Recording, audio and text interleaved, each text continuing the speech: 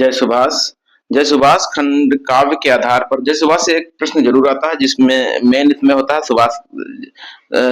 सुभाष चंद्र बोस का चरित्र चित्रण। ये आपको रटा होना चाहिए और यही आपको लिखना है और अच्छे से लिखना है विथ कोटेशन।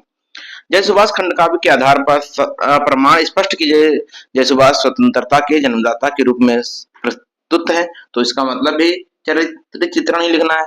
जय सुभाष खंड काव्य क्या नाम जय सुभाष क्यों रखा गया?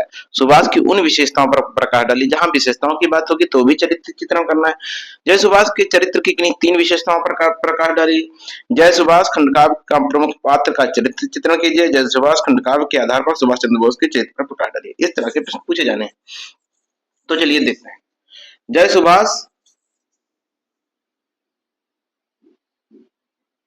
सुभाष नामक खंड काव्य के नायक जो है सुभाष चंद्र बोस है। सुभाष चंद्र बोस जय सुभाष नामक खंड काव्य के नायक हैं। उनके चरित्र की निम्नलिखित विशेषताएं हैं।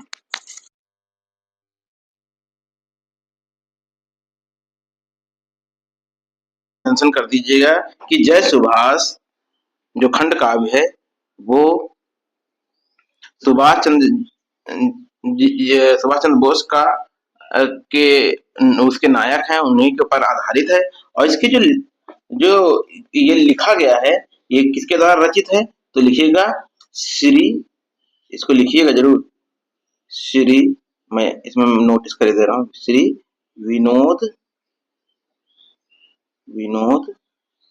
चंद्र पांडे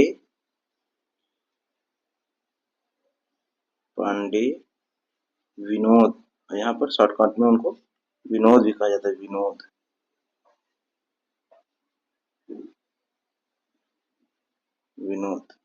श्री विनोद चंद्र पांडे विनोद जी द्वारा रचित एक खंड काव्य है जिसके नायक, लिखिएगा जय सुभाष विनोद चंद्र पांडे विनोद द्वारा रचित एक खंड काव्य है जिसके नायक सुभाष चंद्र बोस जी हैं।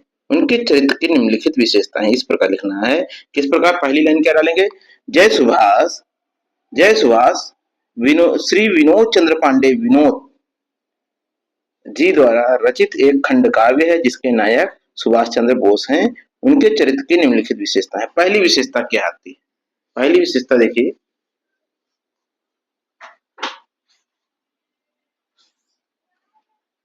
विशेषता है प्रखर प्रतिभाशाली। तो पहली विशेषता प्रखर प्रतिभाशाली, ठीक है।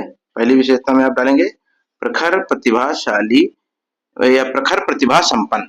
नेताजी सुभाष चंद्र बोस बचपन से ही कुशाग्र बुद्धि के थे। उन्होंने मैट्रिक, FA तथा BA की परीक्षाएं प्रथम श्रेणी में उत्तीर्ण की थी। उनकी प्रतिभा से उनके गुरुजन बराबर प्रभावित थे। यथा उनके बारे में प्रखर बुद्धि से किया उन्होंने सब लोगों को विस्मित, पूर्वाभास प्रगति देकर किया सभी को पुलकित। क्या है? प्रखर बुद्धि से किया उन्होंने सब लोगों को विस्मित, पूर्वाभास प्रगति को देकर किया सभी को पुलकित।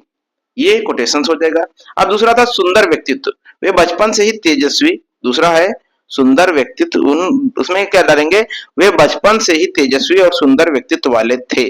उनके बारे में लिखेंगे यथा के बाद लिखेंगे बालक लगता था तेजस्वी, सुंदर और सलोना। आगे तीसरी आपकी जो हेडिंग होगी वो होगी समाज सेवी। तो सुभाष चंद्र बोस, तीसरी हेडिंग है आपकी समाज सेवी।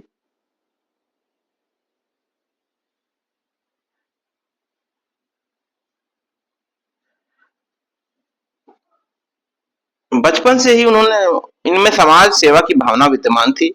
ये दीन दुखियों के प्रति पूर्ण सहानुभूति रखते थे। जाजपुर में महामारी फैलने से पर इन्होंने रोगियों की पूरी सेवा की। 1922 में बंगाल में बाढ़ के समय इन्होंने अपने को खतरे में डालकर बाढ़ पीड़ितों की सहायता की। वे आजीवन सेवा व्रतधारी बने हुए थे। यथा सेवा करने में सुभाष को मिलता था सुख भारी, बने रहे वह आजीवन ही पर सेवा व्रतधारी। देखिए, सेवा करने में सुभाष को मिलता था सुख भारी, बने रहे वह आजीवन ही पर सेवा व्रतधारी। अब आता है स्वदेश प्रेमी, चौथी हेडिंग स्वदेश प्रेमी। उन्होंने अपना सारा जीवन स्वदेश प्रेम के लिए अर्पित कर दिया, चाहे वह जेल हो या बाहर, चाहे देश हो चाहे विदेश। उन्हें हमेशा अपने देश की चिंता लगी रहती थी। यथा वह स्वदेश सेवा में अपना थे सब समय बिताते, राष्ट्रीयता के ही पथ पर वे निज चरण बढ़ाते। अब आएगी पांचवी हेडिंग, अनुपम त्यागी। देश सेवा के लिए उन्होंने जीवन की सारी सुख सुविधाओं का त्याग कर दिया। आईसीएस की तत्कालीन प्रतिष्ठित पद को त्याग कर ये देश की सेवा में जुट गए। यहाँ जेल यातना और अन्य कठिनाइयों का सामना करना पड़ा। उन्होंने देश सेवा के लिए आजीवन अविवाहित रहकर राष्ट्र सेवा का व्रत लिया। राष्ट्रीयता को ही सुभाष ने धर्म हृदय में माना। आजीवन अविवाहित होने का भी ध्रुव व्रत ठाना। राष्ट्रीयता को ही सुभाष ने धर्म हृदय से माना, आजीवन अविवाहित रहने का ध्रुव व्रत ठाना। आगे हेडिंग रहेगी स्वाभिमानी। स्वाभिमानी में सुभाष जो थे सुभाष चंद्र बोस, नेताजी सुभाष चंद्र बोस में स्वाभिमान की भावना कुट-कुट कर रही थी। वे अपने देश का अपमान सहन नहीं कर सकते थे। छात्र जीवन में भारतीयों को अपमानित करने वाले प्रोफेसर अटाने को चांटे लगा सभी को स्वाभिमान बनने के लिए उन्होंने प्रेरित किया था। यथा स्वाभिमान का परिचय सबको हो निर्भीक दिया था। स्वाभिमान का परिचय सबको हो निर्भीक दिया था। ले देश अपमान का बदला उत्तम कार्य किया था। ले देश अपमान का बदला उत्तम कार्य किया था। अब आता है दृढ़ निश्चय।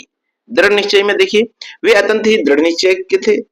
जिस काम को करने के वो निश्चय बना लेते थे उसे पूरा करके ही छोड़ते थे कि हमें यह काम करना है तो करना है। कलकत्ते में ब्लैक हॉल नामक एक स्मारक को हटाने की मांग को लेकर आंदोलन करने पर आपको जेल भेज दिया गया, किंतु उससे भी वो हतोत्साहित नहीं हुए। उन्होंने वहां भी जाकर क्या करी, भूख हड़ताल कर दी और सरकार को विवश होकर ब्लैक हॉल को हटा देना पड़ा। रुकावटों से हार मानने वाले वे नहीं थे। यथा उनके बारे में, हार न पथ के अवरोधों से कभी उन्होंने मानी, सदा देश सेवा करने की निज अंतर मन में ठानी। हार न पथ के अवरोधों से कभी उन्होंने मानी, सदा देश सेवा करने की निज अंतर में ठानी। आगे देखिए एक फिर हेडिंग है, क्या है स्वतंत्रता की पुजारी। 8वीं हेडिंग स्वतंत्रता की पुजारी नेताजी सुभाष चंद्र बोस। देखिए हेडिंग ज्यादातर मेंशन करिए, उसमें मैटर चाहे कम डालिए और कोटेशंस ये जरूर रखिएगा। तो नेताजी सुभाष चंद्र बोस स्वभाव से ही स्वतंत्रता के पुजारी थे। देश की पराधीनता को कदापि सहन नहीं कर सकते थे, मतलब देश गुलामी में रहे ये उनको बर्दाश्त नहीं था। देश बंधु चित्तरंजन दास के आह्वान पर ये स्वतंत्रता के युद्ध में कूद पड़े और अपना जीवन ही उसके लिए समर्पित कर दिया। स्वतंत्रता आंदोलन के उनके इस उग्र रूप को देखकर अंग्रेज शासन थर्रा उठा। स्वतंत्रता के आंदोलन में वह धधके ज्यों शोला, स्वतंत्रता के आंदोलन में वह धधके ज्यों शोला, उनका लखकर रूप भयंकर गोरा शासन डोला। धैर्यवान और एवं सहनशील। नेताजी सुभाष चंद्र में धैर्य और सहनशीलता कूट-कूट कर भरी थी। देश सेवा के लिए उन्होंने अनेक संकटों का सामना करना पड़ा, किंतु वे कभी भी विचलित नहीं हुए। धैर्यपूर्वक और उन्हें सहन किया। जो कष्ट उन्होंने सामना करना पड़ा उन्होंने सारे कष्ट सहे। मातृभूमि की स्वतंत्रता हित कष्ट रहे वे सहते। मातृभूमि की स्वतंत्रता हित कष्ट रहे वे सहते। त्याग तपस्या का पथ पावन रहे सर्वदा गहते। त्याग तपस्या का पथ पावन रहे सर्वदा गहते। अब ओजस्वी वक्ता आता है। उसमें ओजस्वी वक्ता में तो कई कोटेशन आ सकते हैं। लगी गूंजने बंग भूमि में उनके प्रेरक वाणी, मंत्र मुग्ध होते थे सुनकर उनको सारे प्राणी। ये भी आप लिख सकते हैं। क्या है, लगी गूंजने बंग भूमि में उनकी प्रेरक वाणी, मंत्र मुग्ध होते थे सुनकर उसको सारे प्राणी। अब इसमें देखिए ओजस्वी वक्ता में सुभाष चंद्र बोस ओजस्वी भाषण से जनता अत्यंत ही प्रभावित हो जाती थी। कांग्रेस के अध्यक्ष पद से दिए गए उनके भाषण को सुनकर जनता मंत्र मुग्ध हो जाती थी। आजाद हिंद फौज के सामने तुम मुझे खून दो मैं तुम्हें आजादी दूंगा और दिल्ली चलो जैसे नारा उन्होंने दिया और ये सुनकर सैनिक दीवाना बनकर देश पर मर मिटने को तैयार हो गया। उन्होंने ललकार कहा, तुम वंशज हो चंद्रगुप्त के, तुम वंशज हो चंद्रगुप्त के, भूल न इसको जाओ, हो विक्रमादित्य तुम्ही वंशधर, अपनी आन बचाओ। तुम वंशज हो चंद्रगुप्त के, भूल न इसको जाओ, हो कि तुम ही वंशधर अपनी आन बचाओ, तो इसको लिखिएगा। देखिए अच्छा एक बात है, अगर इसमें से कोटेशन आप डालेंगे तो ज्यादा इफेक्ट इसलिए पड़ेगा क्योंकि सभी लोग विद्या से याद करके आए होंगे, तो सभी लोग वही तरह लिख रहे होंगे, आप थोड़ा डिफरेंट लिखेंगे तो आपका असर थोड़ा, हालांकि कुछ उससे भी ले लीजिए कोटेशंस जो आपको सरल लगे, अच्छे लगे, और कुछ यहाँ से मेंशन करिए और हेडिंग्स ज्यादा इंक्लूड करिए, ज्यादा से ज्यादा, तो आपका अच्छा इंप्रेशन पड़ेगा। ठीक है, तो ये आपका जय सुभाष कंप्लीट होता है। जय सुभाष में सिर्फ चरित्र चित्रण पे ज्यादा फोकस करिए और ज्यादा कुछ इसमें पूछा जाएगा, लेकिन एक क्वेश्चन और भी होगा और दूसरा ये होगा या करके होगा, या फिर ये करना होगा या फिर ये करना होगा, तो आप चरित्र चित्रण को ही अच्छे से तैयार करिए, आपका ये तैयार रहेगा। ठीक है।